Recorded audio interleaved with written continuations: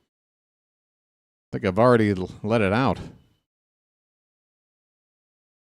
0-1 on Tana, Tuna. I don't know. Is that a fair ball? No. It is. That is a fair ball.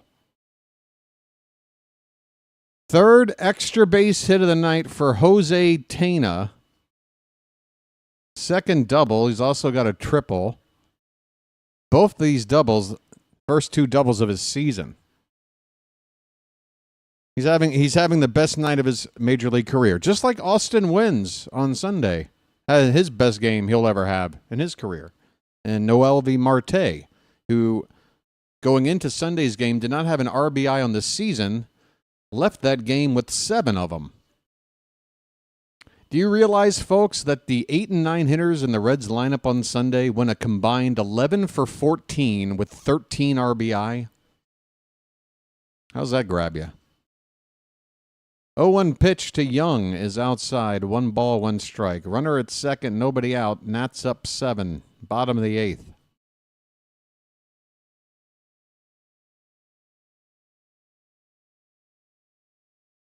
This pitch, whoa, the bat is flying over toward the Oriole dugout. Nobody is harmed by this.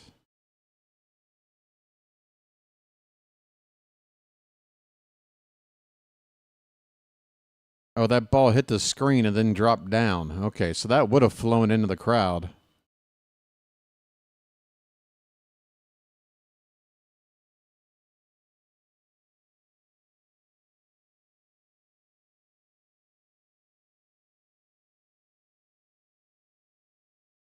One and 2 on Young, and this ball's grounded to first. Mountie will take it to the bag himself. Runner moves up to third now with just 1 out.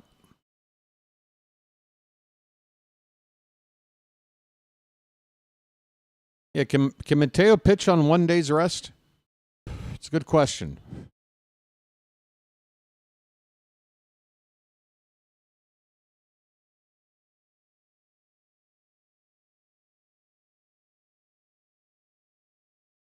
That is a called strike to Nunez.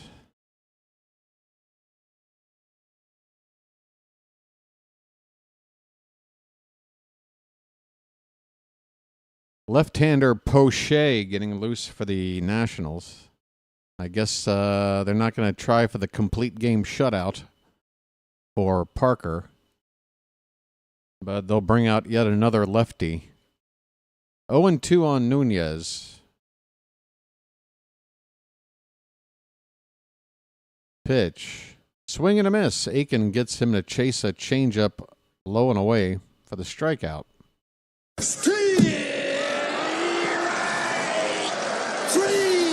Well, y'all come back now, you hear? This soundboard's a lot more fun when we're competitive. James Wood up. 3 hits tonight. 5th time at the plate. And he hits a ball to Gunner. He throws on the run, and he makes the play for the final out. On to the 9th. 3 more outs.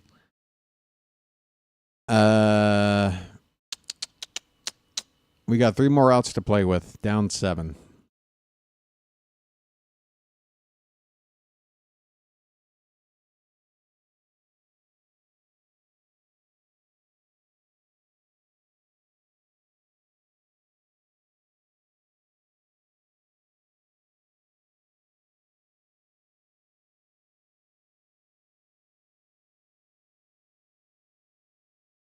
Yeah.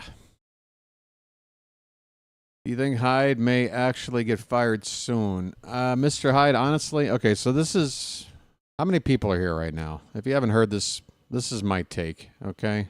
So we did have 100, but people have started to check out, understandable.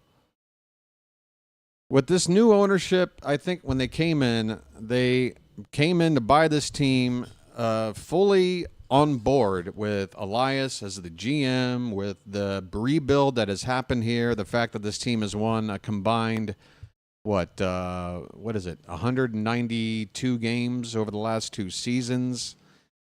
So they're not going to look at the record and go like, we got to make a significant change either with Elias or, bump it down the Hyde. This is how I see it playing out. If Elias is gone, it'll be done during this offseason. And it really makes sense to anyway, because if you want to replace him with a GM that looks like a good GM, that guy's probably currently, successfully a GM on another team. And you're not going to pry that guy away until an off season. And that really is the best transitional time for a general manager to sort of take over, wipe the slate clean, and take the team in a different direction. Now with Brandon Hyde, I do think there's a chance he could get sacked before the season is over, but I don't think they'll do it until the team is like mathematically eliminated from the playoffs. For the same reason that, Brandon Hyde has been in charge for a team that's won 192 games over the last 2 seasons. And they're, right now, I don't think they're thinking about doing that. I think the most realistic expectation in terms of personnel change that's beyond just our players, it would probably be somebody on the coaching staff. And it could be Cody Ashe. I think that's probably the biggest candidate because he came in as our new hitting coach this season. And even though our pitching has been, the worst in baseball, it's really hard to hang it on Drew French. Mullins lifts one to deep right, but it's going to hook foul and out of play. Mullins got a 2-2 count leading off the top of the 9th. I think Cody Ashe would probably be the fall guy, the first fall guy anyway. It's just really hard to, again, look at French and go, well, it's your fault Charlie Morton's out there every 5 days stinking it up. What's French supposed to do? I'm not even sure French is older than Charlie Morton. I think they're about the same age. How old is Drew French? I mean, what is French going to tell Charlie Morton? Right? French is 40, so he is younger than Charlie Morton. What's he going to tell Charlie Morton? It's not his fault that he's being put out there every 5th day. And meanwhile, the bullpen is something you can actually point to and go, hey, we're doing pretty well there for the most part. And guys like Sir Anthony Dominguez, Gregory Soto, guys who had a lot of control problems when they came over here, are starting to put it together. And, you might be able to say Drew French has something to do with that. So, to me, Cody Ashe, he's been here for only, since the spring. It's not like he's, the longer you're around, the tougher it is to let go, right? So, here's a guy that's only been here for a little while. I think he's probably the fall guy. And I don't mind it because, look, the hitting is trash right now. 3-2 pitch taken high. Ced Mullins, by the way, worked a 9-pitch at bat. We're down 7-0. We can't figure a thing out. And Ced Mullins doesn't give up. Works a 9-pitch at bat for a walk. Ced Mullins, I salute you, man. I absolutely salute you for giving this team, something to point to and go, see, guys, you see what I'm doing? I'm trying over here. Adley Rutschman up.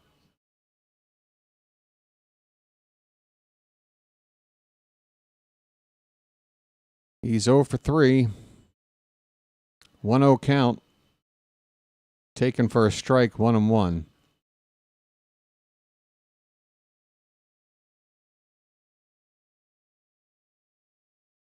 If the Orioles fire Hyde, who would I like to replace him? Well, it depends on when the firing takes place.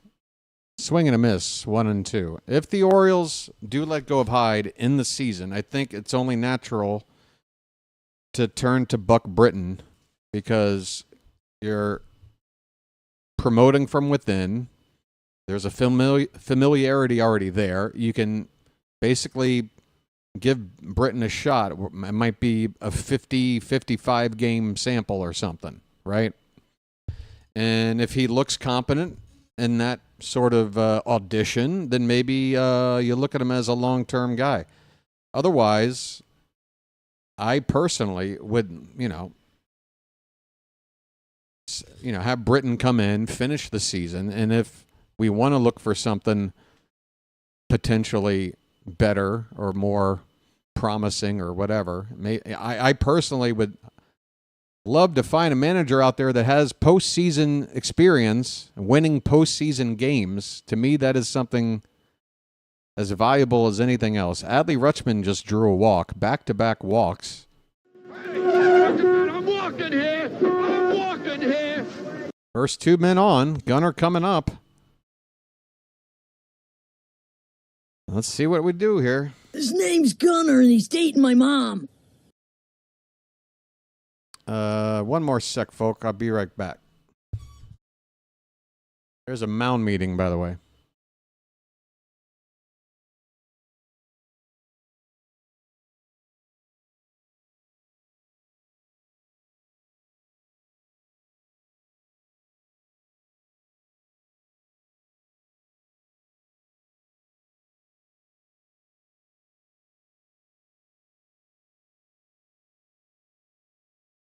Can we hire ChatGPT to manage? You're going to take AI over your boy BW? You're not hiring me before you hire AI? Great, man. Because I left my door open for a few minutes, now my aircon is leaking. Now I have to turn off the aircon. Great. Gunnar Henderson at the plate. First pitch is in the dirt. All right. I don't know if we can come down from 7, but it'd be nice to do something here.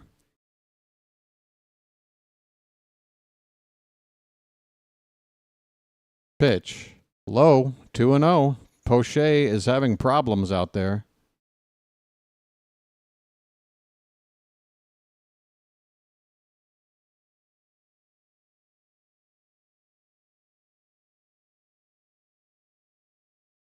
All right, I turned you off. Stop leaking, for crying out loud. 2-0 pitch. Right in there, knee-high, middle of the plate. 2 balls, 1 strike on Gunnar. Nobody out, 2 on. Best chance we've had to score tonight by far. Pitch. Hit on the ground to the shortstop. He backs up, goes to second for the force. That's it. Fielder's choice, first and third with 1 down. Gunnar at first, Mullins at third. And Mountcastle coming up next.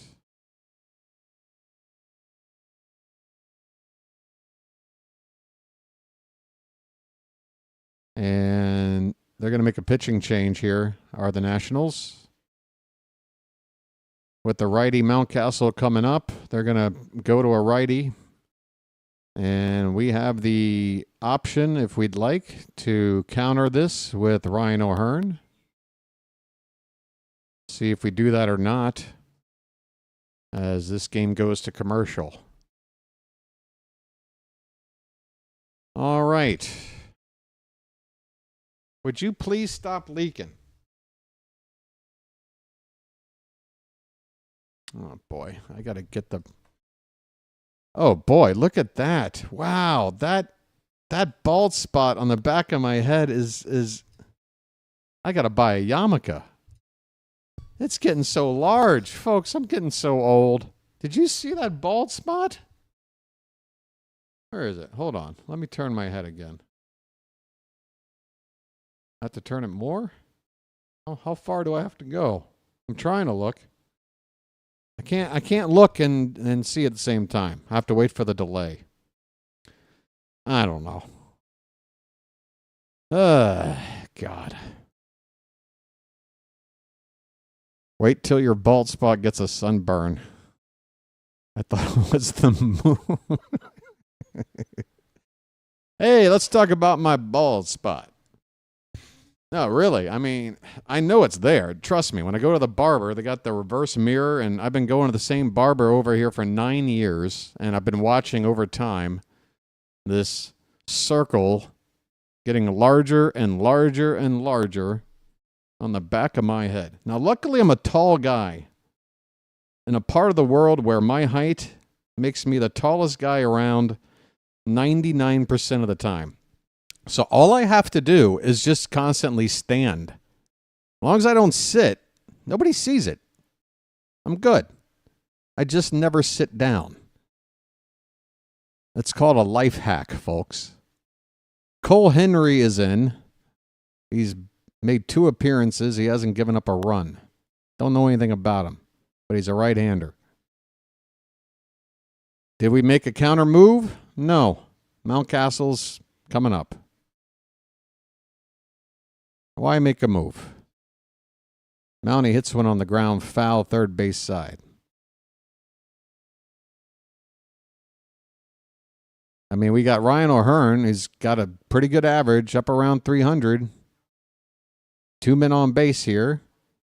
Mountie had 3 chances against a lefty, went 0 for 3. We just keep him in there versus the righty. He's now behind 0-2 after this foul ball.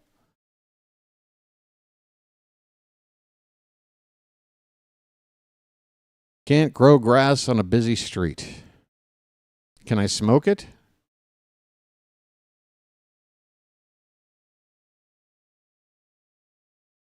And no, I'm not talking about James Wood.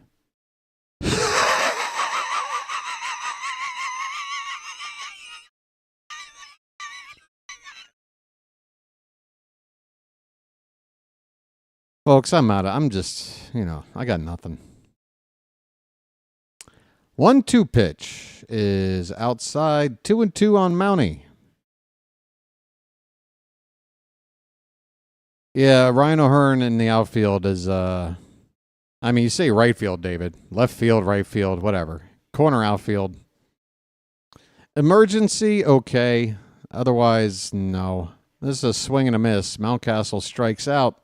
So there's your result for keeping Mountie into the game when you had a option to turn around. I thought we had a platoon here. I thought this was the point. Was when later in the game, in a spot like this, whatever. Here's Tyler O'Neill, 2 down in the ball, 2 on. I don't know. What will tonight's... Hey, does anybody want to stick around and watch me react to Brandon Hyde's press conference? O'Neill pops it up. Third base side and out of play. It could be the highlight of the night, watching me react to Brandon Hyde's press conference. Oh, there's a couple of quick yeses. Oh, boy.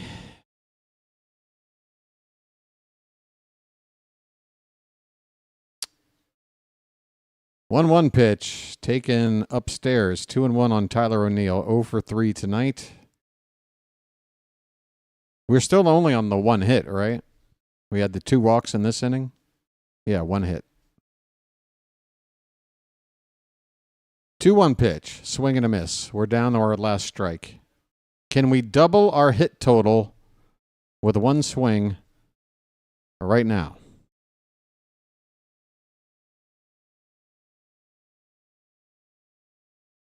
National fans are on their feet.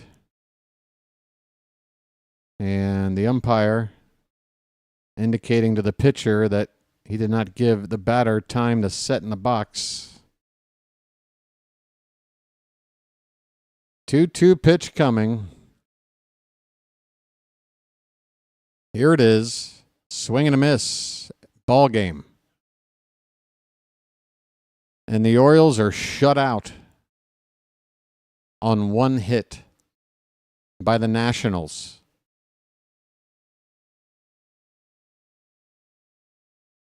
Out hit 14-1.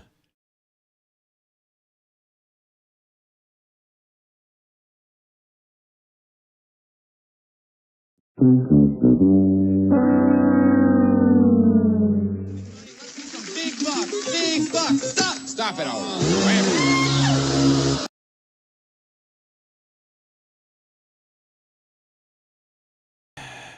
I thought that day off was going to help. I didn't think it was going to solve anything, but I thought it would at least help. I thought we would show up.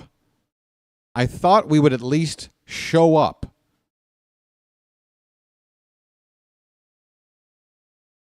You've lost this team, Brandon.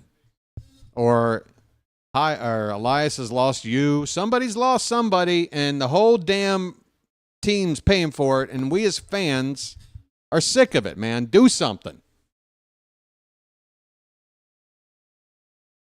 How are you gonna spin this in the post game? What are you gonna do? You're gonna talk about how what, Sanchez had a good swing or something? What are you gonna say? What are you gonna say? When are you finally going to be like, we need to make some changes? Say something significant, please.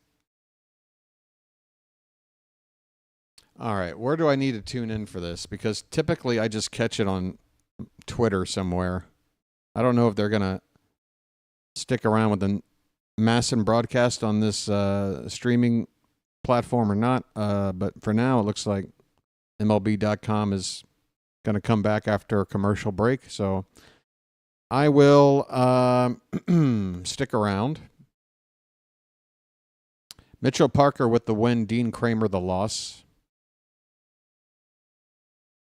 Matt Bowman an inning and 2/3, couple of hits and a run. Aiken with one scoreless inning, gave up a hit. Mullins with the only hit of the day, a single. He also walked twice.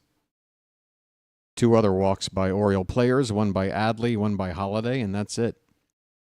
5 men left on base. Mullins made an error in the outfield on that throw in on one of those hits out there. I can't remember which one, but we've had a few balls that were thrown in poorly from the outfield tonight. That really was just like, what's going on there? But with the way Mullins is hitting right now, I don't think Mullins is trying to make errors in the field. That was just, you can't make everything be something that fits your narrative, you know?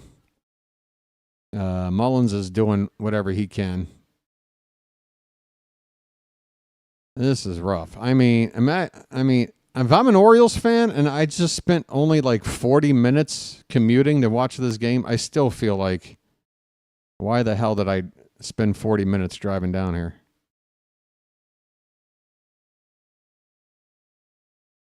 Man, oh Shevitz. So yeah, they've gone on to another commercial break. I'm going to stick around. Might be a minute. If anybody else is watching on some other thing and they see the post-game press conference on, please let me know, and then I'll do a quick search on Twitter for a live look-in or whatever. I want answers. Or I want to see more non-answers so that I can have more reason to, feel as frustrated as I do. Do a great job even when the team's playing bad. Thank you, Janet. I'm not having fun right now. I can take a team that isn't, doing good. I can't take a team that's playing like this. I can't take it.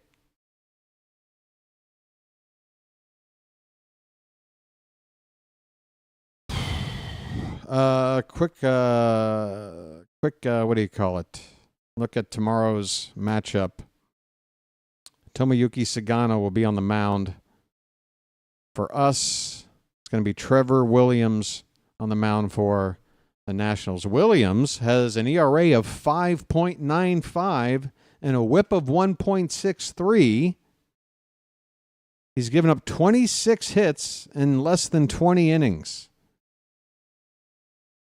And throwing half a dozen walks and 3 home runs. He's got a 1-2 record. Can we possibly do something against this guy? Tomoyuki Sagano, 2-1 record, We have a guy with a winning record in our rotation? Oh my God. Retire Sugano's jersey. Retire it. O's Hall of Fame tomorrow.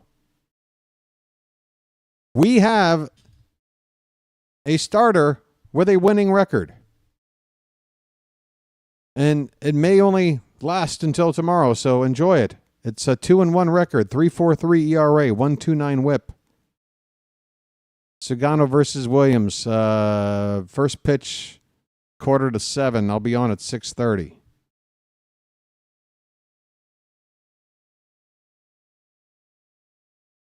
All right. What do we got? I'm going to turn up the volume on this now. They're back from the commercial.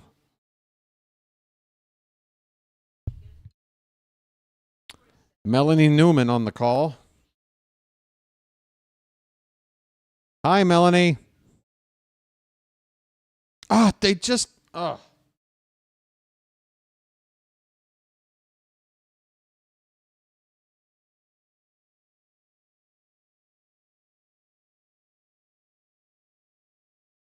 think Melanie broke my stream.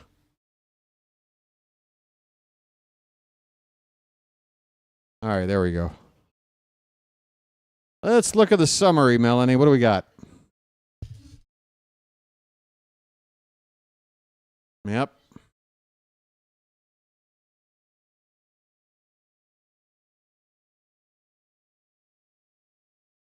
Yeah.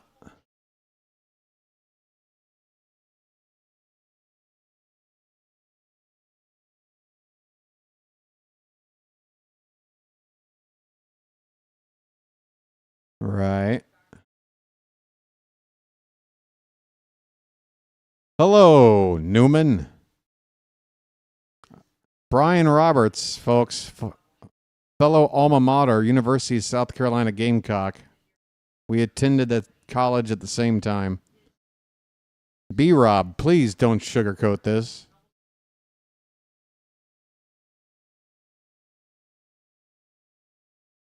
Brian Roberts has got the permanent raised eyebrows.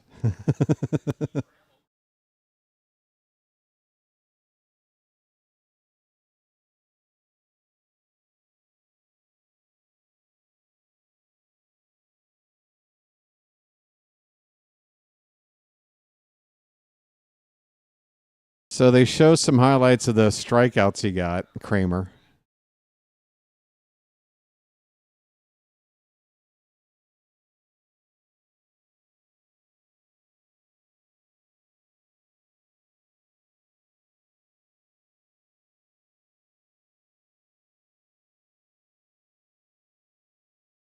A little bit defeated? A little bit deflated?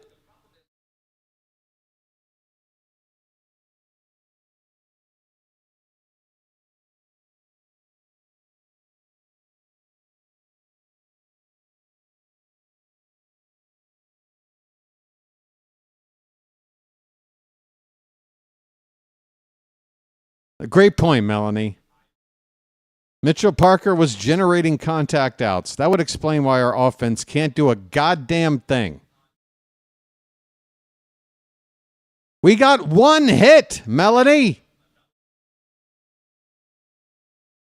He's not Maddox.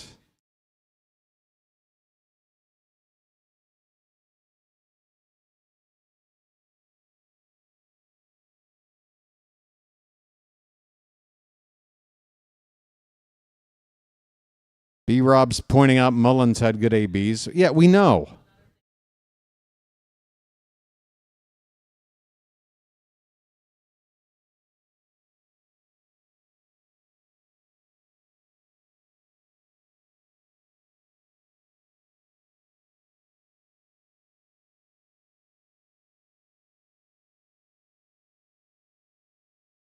Small miscues.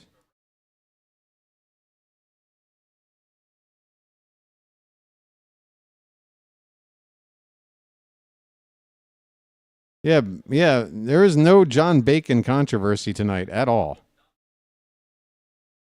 He had one or two bad calls, but that's that's typical. It was nothing like the last time.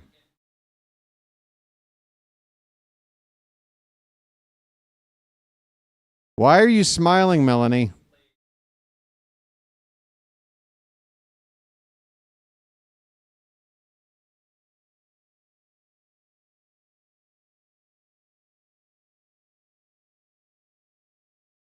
Brian Roberts just said the Orioles need to blow somebody. Oh, I'm sorry. Blow somebody out is what he said.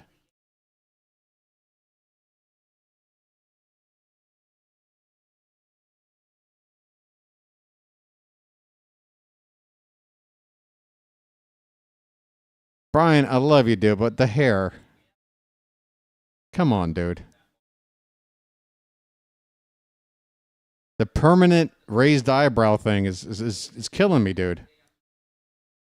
This guy looks permanently shocked. Deer in the headlights.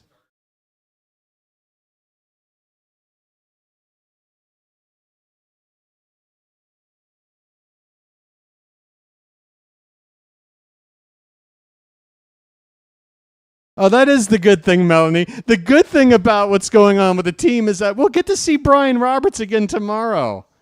He'll be on the broadcast with us. That's the good thing. That's the good thing. The good thing is, guys, did you hear that? Did you hear the good thing? Tomorrow, Brian Roberts is going to be on the broadcast. That's the good thing.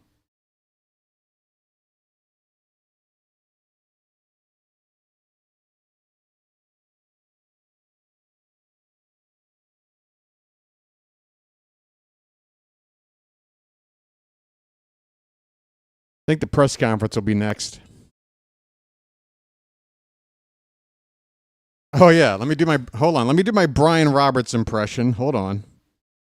Is this possible?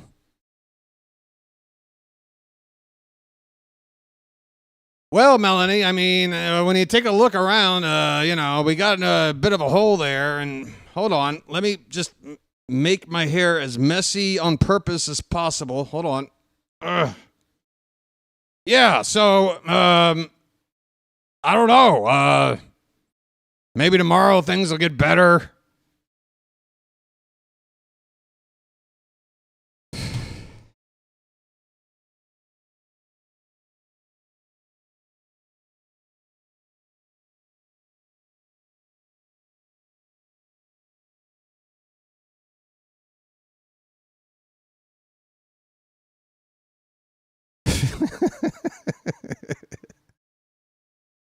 I'm glad everybody's having fun, honestly, because what else can I do here? I'm trying. I am trying to work through this. Jesus Christ. God. Permanent deer in the headlights, B-Rob. Come on, man. Look, surely you're getting coached about how to be on TV. I know you want to be expressive, but you can't just permanently be like this.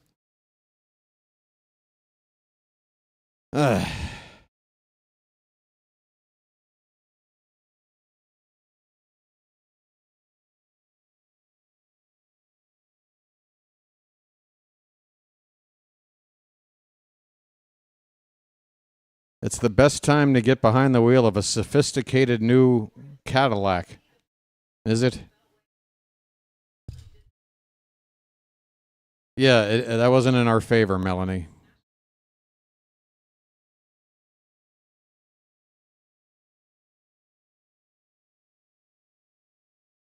Here we go. Press conference.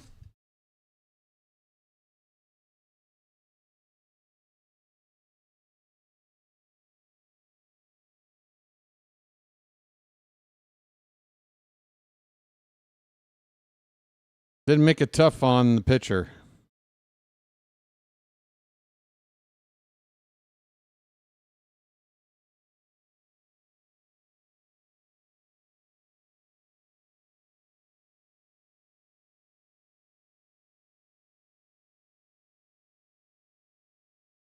God, stop dodging the question. Why can't we hit lefty pitching? Sid's having great at-bats.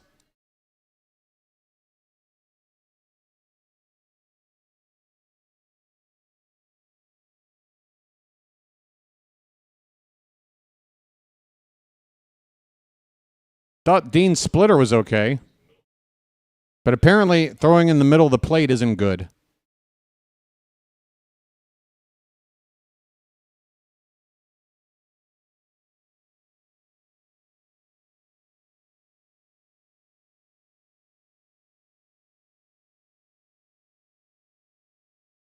Disappointing.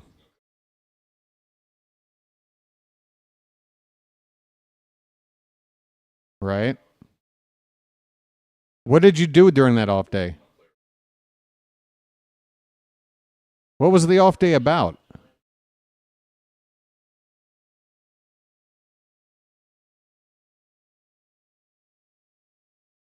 Oh, Brandon loves a softball question. Yeah, let me talk about how good the opposing pitcher is.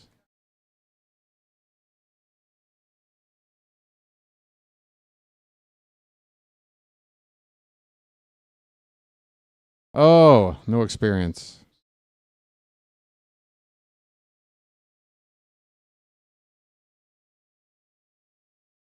So apparently when we can't hit, our defense is going to be bad too. By the way, we also have the worst pitching in baseball.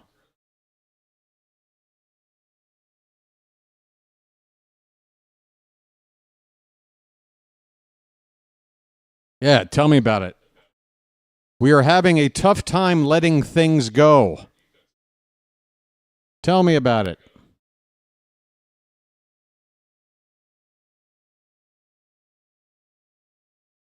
You got to be able to turn the page. Sounds like a plan.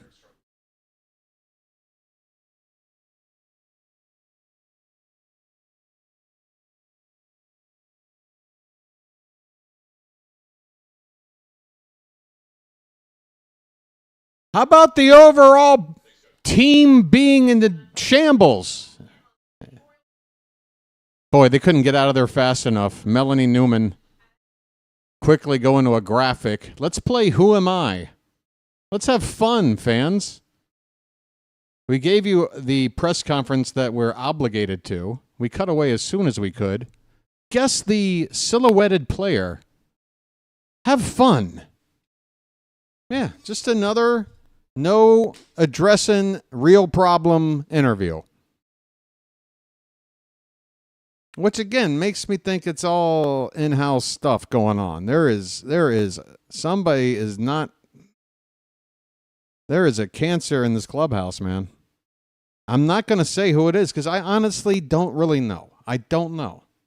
Is there a good chance the team has lost high? Yeah, I guess. That's a decent guess, but again, it's not necessarily the case. Yeah. This has been bad. So, I guess that'll about do it. What do you guys think? Who's going to be here tomorrow? Who's up for a little bit more of this tomorrow? It has to. I mean, we got Sagano. I don't know. We got a winning pitcher starting tomorrow, okay? That's a fact. I don't know how long I'll be able to claim that as a fact, but right now it's a fact. So come on back tomorrow and watch one of our winning starters out on the mound. Tomoyuki Sagano. Same bat time, same bat channel. Good grief. Let me check and see if any of my colleagues are calling any games right now. If so, I'll send you over there. If not, I will bid you adieu. Or in this case, I'll bid you a doo-doo. I haven't sent anybody to my boy Thomas Fitzpatrick in a hot minute. He covers Red Sox. Don't hold it against him, but I know he could use some extra views and likes, so hook up my friend Fitzy. He's a good young man. This is him, if you've never heard of him. Sorry, Charm City chat. Sorry. That's him apologizing to the Charm City chat, so you can tell he's a decent guy. Hey, Melanie. Thanks for everything. All right. Get those eyebrows arched a little more, all right? God, I can't look at anybody. Kremer's getting interviewed. What are they saying, the dean?